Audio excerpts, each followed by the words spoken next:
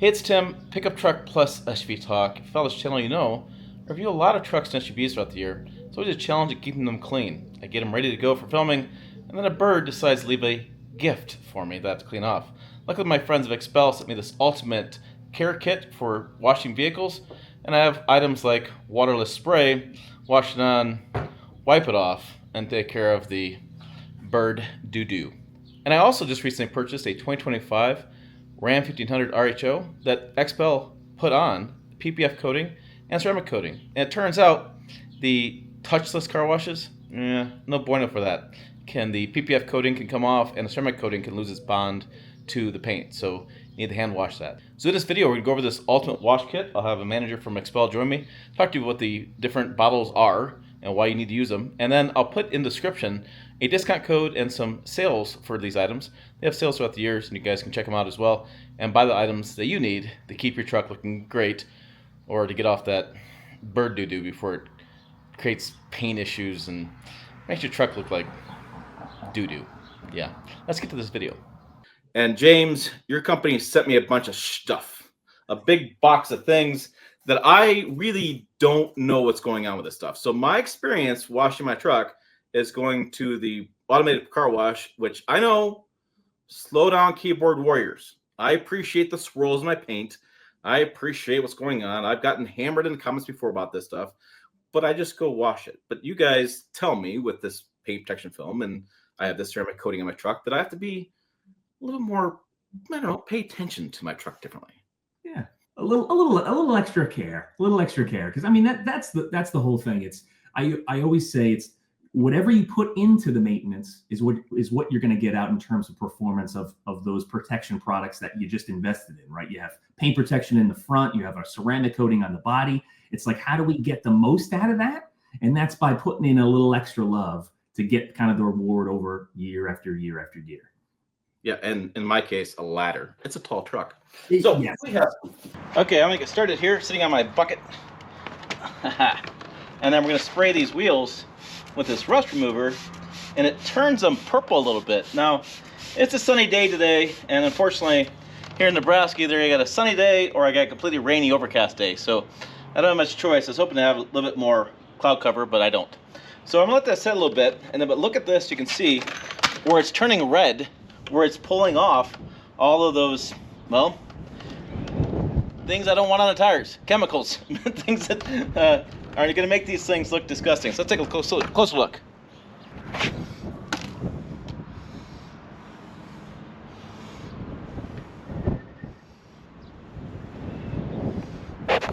Iron remover. This is the one I was like, what?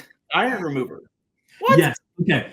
So if we want to deep dive into this one a little bit first, I think this is a good one to start with. So think about your truck and think about there are iron filings that are coming out of your brake pads, your exhaust, rail dust, environmental impact, all depending on where you're parking and all that kind of stuff. And just think about all these little tiny iron particles that are settling into the paint, into the wheels, into the glass over time. And over time, they almost kind of like, for a lack of better words, like encrust your paint, right? And make it rough, make it not smooth. The best way to remove that without actually kind of like grinding on the paint and taking a towel or taking a piece of clay, if we can chemically start taking that stuff out, we're kind of almost decongesting the PPF, decongesting the ceramic coating layer, so it's totally and completely clean and able to perform how it's meant to perform. If that makes sense. No, it makes sense. I just more cleaning I've ever done to the truck. Yeah, I mean, honestly, now that it creates a crazy chemical reaction. It like will bleed red, and it'll do a very cool thing while it's happening. So you kind of can actually see it happening on the truck, which is really cool. Great wheel cleaner, because obviously your wheels are the dirtiest part of the car. So I like to use it as a wheel cleaner. I love to use it on the paint, not necessarily during every single wash, but let's say you go on like a 900-mile road trip and you're like, okay, this thing's a little beyond just a normal wash. You know, let's say there's road film, there's iron filings, there's all these different kind of things that have like settled on the film and settled on the coating. How do we get these things off safely? the best way to do it is you wash it first, but the wash may only remove a little bit of that grime. How do we kind of really get into the pores of the coating and the film? And that's where that iron remover kind of really starts pulling impurities out of that coating, so that when the coating is at its cleanest point, that's when it's beating like crazy. That's when its gloss levels is at its best. And that's where it's actually providing the protection that you originally got. Say hello to my little friend. Look at this. That's pretty cool. The big foam. Yep. Yep. This will be big foam. Big foam is a foam cannon. So, you know, when you go to the touchless car wash, right? You've gone to the touchless before, I would imagine. Yeah. And we go into the bay, and then we have all these foam gun levers and whatnot, just shooting an incredible amount of foam all over the truck. Imagine doing that at home. And that's what a foam kind of basically does. It just shoots out an incredible amount of shampoo onto the truck so that you can wash it effectively. Okay, so this guy. All right, so I got the pieces here. Yep, that's the top. Okay, that's the top. That goes, oh, I see. Goes on the, it almost reminds me of a paint gun. Yeah, very similar. You got that quick disconnect feature at the top, right? So you're going to be able to lock that into the gun, like we talked about. Well, that's that goes in. Yep, where the shampoo goes, 100%. Yep, and then that. Where'd the gun go? Oh, there it is. Okay, so, so that goes like that. Yep. That's the foam. So then I got an adapter for that for the spray.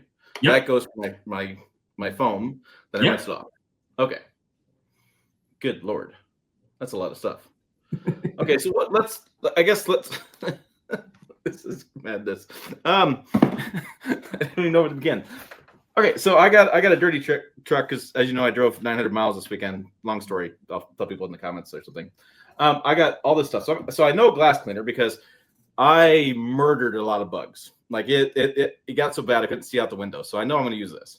Yes. But so we're using a spray bottle for this. That's all the spray bottle stuff for this kind of stuff. Exactly. Yep. Okay.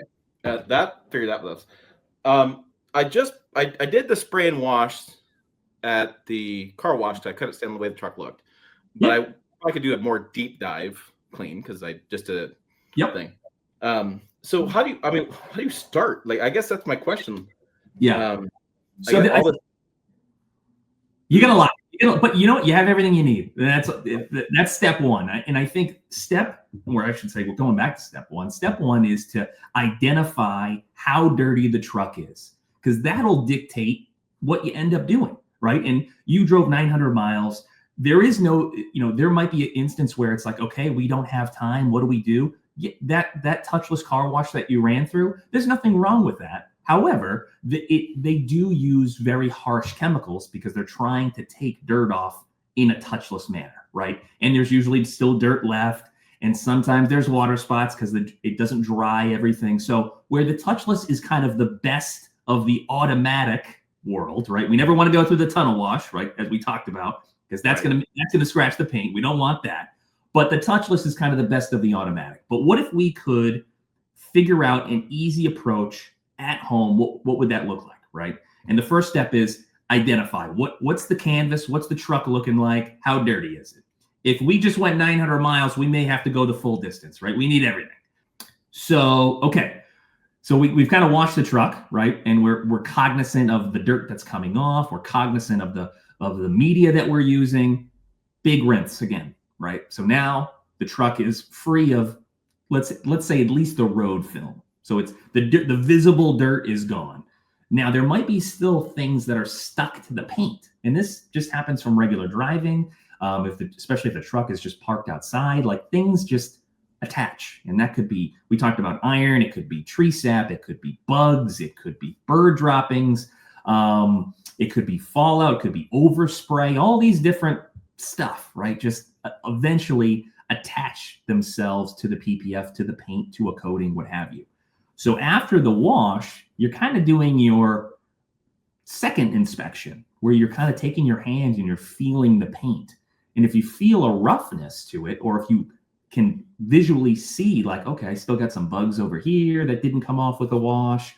I got some tree sap up here I didn't see with the wash. That's kind of when you say, okay, this truck is in need of something beyond just a wash. Now I got to kind of get into it a little bit. And that's where a lot of those other bottles kind of come into play. So while the truck is still wet, you could hit it with the iron remover. Again, pulling out some of those impurities, letting it dwell, wiping it in with a wash mitt or a towel, and rinsing. So this is kind of a chemical way of pulling things out of the coating or pulling things out of the PPF.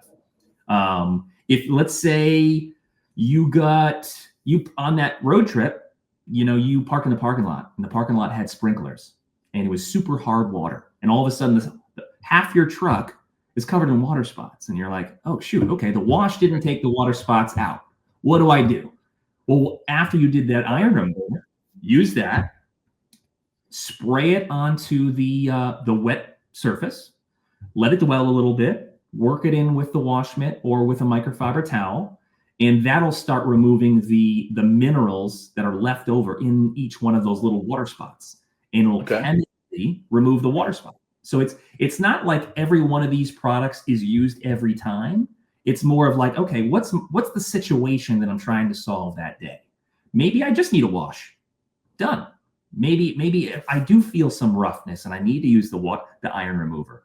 Maybe I do have water spots and I do need to use the water spot remover. So it's more of like you have this arsenal, this holster of detailing ammunition, right? And it's like, when do I need to use it? So right. At times it's like, don't, it's too much, but they all fit kind of a specific reason. Yeah. So the last two that I guess I'm just unclear about last two. I got waterless wash. So waterless wash, do I just spray that on and then let it dry? So think of the waterless wash as like your emergency spray. So let's say you're on this 900-mile road trip, but you're at the location. You're not at the house. You don't have all your products. You got nothing. And you had talked about, your front of your truck is protected with XPEL, and you want to keep that looking as the best it possibly can for the longest period of time. And let's say you notice a bird dropping right on the hood. It's a scorching hot day. You don't want to just let that super acidic material bake and bake and bake into the film, and then you got to drive home. That's like the worst case scenario. So what do you do, right? So what you could do is you have a microfiber towel and you have the waterless wash. You spray that affected area, that just where that material is, that bird dropping. And what that chemical does a great job at doing is it encapsulates that material. And then you come in with your microfiber towel and you wipe it away. And you flip to a clean side. So think if you have a spot that you need to remove on the fly, so that would be a chemical that you would keep in the truck with a microfiber towel. And it's like, this is my emergency situation. This is what I got to use. That's that makes sense. Yeah. What about detail spray? So detail spray is like the name. It's a detail spray, right? So that is it leaves protection on the surface. So I am a huge proponent of wiping the truck down after a wash. So after we finish that wash, we finish the iron, we finish the water spot remover, then we got to dry the truck, right? So if you have a blower or if you have a compressed air, that'll save you so much time, especially with a big truck. But usually, even after you hit it with a leaf blower or whatever it is, there's always little water, right? There's water coming out of the door handles. There's water coming here and there. So the best way to kind of pick up that water safely and also add a little bit of pop to the paint is to spray the surface, wipe it with a microfiber towel with the detail spray. And that's kind of two birds with one stone. You're using it as a drying aid, but you're also laying down protection and you're getting rid of that remaining water all in one kind of cool product and one cool step. Okay. And then ceramic boost, the last product. Last product, Boost. So think of Boost as a detail spray, right? It's spray and wipe, just like detail spray, but where detail spray is a little bit more of a cleaner, where like detail spray, if you got some bugs in the front, you could spray some detail spray and remove the bugs. And think of ceramic Boost as just pure protection in a bottle. So if you want to rejuvenate the water beading on glass, on paint, on trim, on wheels, on leather if you really wanted to. You could, and it's going to add a nice hydrophobic layer to those materials, make the paint super slick, or any surface super slick, and that'll be kind of you can use it after every wash. Like we have some people that just love that stuff and use it after every single wash to keep like the truck as like slick and shiny as you possibly could make it. And that's great. Or you could use it more kind of intermittently, where it's like, okay, you're on a schedule where it's like every 3 months, I'm going to hit it with some Boost just to keep the water beating, really, really tight. And the slicker and the more hydrophobic the surface, the easier it is to clean, right? So when you do this cleaning regimen that we just talked through, you have a coating, you have film, which is already making everything easier. But if you can continually top up that protection with more protection, a la the ceramic Boost, the easier that surface is to clean. And hopefully it will reduce the number of steps that you have to implement to get the truck to where you want it to be. Okay. I got one last question for you. What's the issue with direct sunlight? So direct sunlight just starts to dry all the chemicals. So the last thing we want to do is to have soap and iron remover or any of these more aggressive chemicals drying on the surface and damaging the paint, damaging the trim, discoloring stuff. So that's a big one, is to just make sure we're in a good environment, the paint's cool. That way these products can actually do what they're designed to do, opposed to just being drying and then potentially damage the surface. Yeah, so if the truck's hot and it's a sunny day, you're basically just going to spray it on, it's going to dry so quickly you're not going to be able to get any benefit from it. Okay, that makes sense to me. 100%. All right. Yeah. I feel like I'm smarter. I like it. I think I got it. I may have to rewatch this video a few different times, but that's all right. I take notes. Yeah. Oh, good. Yeah. I mean, it's all about just identifying what the canvas is, working through the steps a little bit, figuring out what's best for you. I mean, there's no perfect regimen, right? It's just kind of based on your space and your environment, what's going to be the most effective to removing the dirt, right? Safely. That's like if there's one takeaway, it's like, how do I get this dirt off without scratching my paint, right? And the more frequently you remove that dirt, the more performance that you get out of the coatings than the film and what have you. So it's like that's got to be a kind of the ultimate goal. Yeah, and another reason I'm doing this video is not just showing the product off, is that trucks have gotten more expensive, but I've also learned that the truck customers, especially for the higher end sport trucks, like what the RHO is, or even the higher end luxury trucks, those are being treated differently. That customer is different. They're taking care of the vehicles differently. They're doing the XPEL wraps. They're doing ceramic coatings. It's a whole different customer. And I like to learn about the customer, and because now I am that customer, and I just want to experience what that guy is going through and be a better journalist. 100%. Yeah. All right. Yeah. Hey, for more on this channel, check out videos up over here. Website down below as well. I'll put XPEL's website down below as well, so you can find all this stuff. Thanks, James, for being on the video today. I appreciate it, Tim. Thank you. As always, thanks for watching. We will see you down the road.